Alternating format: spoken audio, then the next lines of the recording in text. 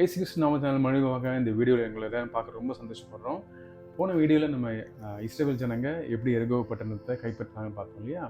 அந்த எரிகோ பட்டணத்தை கைப்பற்றதுக்கு பின்னாடி ராகாப் என்ற ஒரு பெண் இருக்காங்க.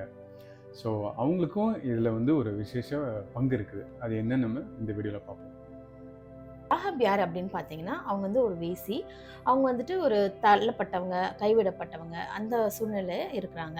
அவங்க எரிகோ பட்டணத்து மதில் செவரில் அவங்க வீடு இருந்ததுனால 2 காவலாளிங்க இஸ்ரவேல்லேருந்து நோக்கமிட வராங்க. ஸோ அவங்கள இவங்க காப்பாற்றி வெளியே அனுப்புகிறாங்க. ஸோ அந்த இப்படிப்பட்டவங்க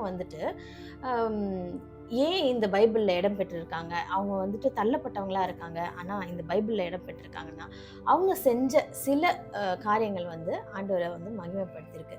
அதனால இந்த பைபிளில் இன்னைக்கு நம்ம அவங்களை படிக்கிறோம். ராகாப் யார் அப்படின்னு பார்த்து இஸ்ரவேல் காவலாளிங்க கிட்ட ராகாப் ஒரு கோரிக்கை வைக்கிறாங்க. என்ன அப்படின்னு பார்த்தீங்கன்னா, உங்கள் கர்த்தர் எகிப்து தேசத்துலேருந்து இஸ்ரவேலுக்கு எப்படி உங்களை கொண்டு வந்தார் அப்படின்றத எல்லாருமே நாங்கள் அறிஞ்சிருக்கோம், கேட்டிருக்கோம்.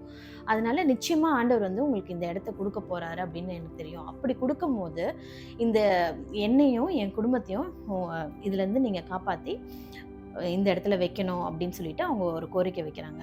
இதில் நம்ம 2 விஷயம் பார்க்குறோம். என்ன அப்படின்னு சொன்னால், அவங்களோட ஃபெய்த், அதாவது அவங்களோட அசைக்க முடியாத நம்பிக்கை. அவங்க கேள்விப்பட்ட விஷயத்தை இங்கே நேரில் இப்போ இனி நிச்சயமாக நடக்கும் அப்படின்றத அவங்க நம்புகிறாங்க.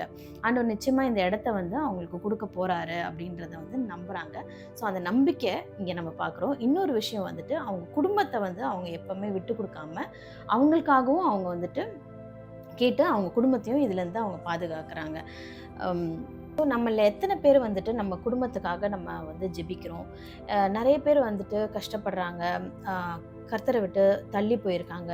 இந்த மாதிரி சூழ்நிலை இருக்கும்போது நம்ம யாருக்கோ ஜெபிக்கிறோம், எத்தனையோ பேருக்கு நம்ம உதவின்னு போய் நிற்கிறோம். ஆனால் நம்ம கூட இருக்கவங்க, நம்ம ஃபேமிலியில் இருக்கவங்க யாராவது கஷ்டத்தில் இருக்காங்களா, அது அது தெரிஞ்சு நம்ம உதவி செய்கிறோமா அப்படின்றத நம்ம நிச்சயமாக ஆராய்ஞ்சு பார்க்கணும். ராகாப் வாழ்க்கையிலேருந்து நம்ம என்ன பார்க்குறோம்னா, ஆண்டவர் நீங்கள் ஒதுக்கப்பட்டவங்களா தள்ளப்பட்டவங்களா பார்க்குறது இல்லை. நீங்கள் உண்மையாக இருக்கீங்களா, விசுவாசமாக இருக்கீங்களான்னு பார்க்குறாங்க. அப்படி இருந்ததுனால தான் ராகாவோட பேர் இந்த வேதத்தில் இடம்பெற்றுருக்கு.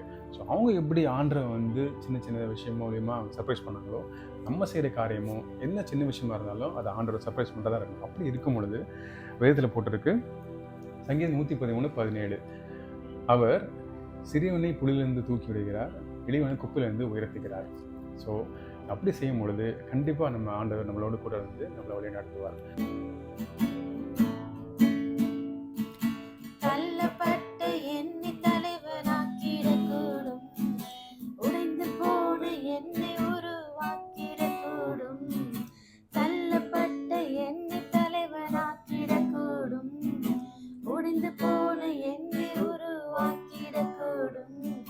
தேவனால் கூடாததொன்றுமில்லை,